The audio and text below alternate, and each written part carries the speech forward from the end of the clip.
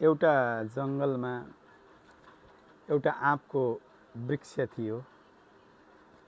त्यो वृक्ष जङ्गलको बिचमा थियो। व्यक्तिहरू आउने गर्थे, त्यसको छायामा बस्थे, शीतलता प्राप्त गर्थे, त्यसको फलको आनन्द लिन्थे।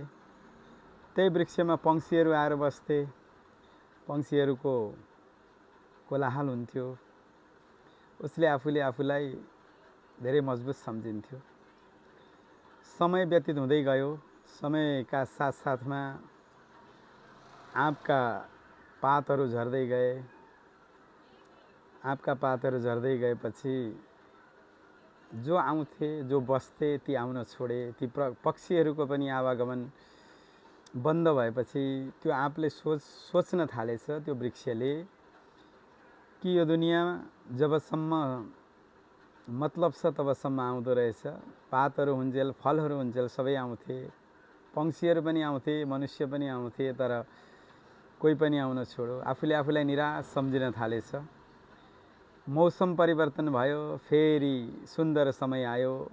वसन्त ऋतुको आगमनसँगै उसमा फेरि पत्ताहरू पलाउन थाले, फेरि फुल फुल्न थाल्यो, फेरि फल फल्न थाल्यो।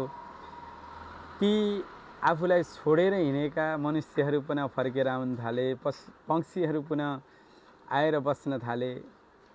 त्यति बेला आँपको वृक्षले सोच्यो, वास्तवमा यो संसार जबसम्म केही पाउँछ तबसम्म मात्रै नजिक हुँदो रहेछ।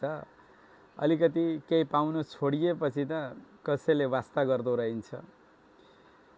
यो कथाले सिकाउँछ कि जीवनमा जस्ता सुकै उतार चढाव आए पनि हजुर आफूमा विश्वास गर्नुहुन्छ, तपाईलाई आफूमाथि भरोसा छ भने फेरि नराम्रो समय बितेर राम्रो समयको सुरुवात हुनेछ, प्रारम्भ हुनेछ। जय श्री राधे।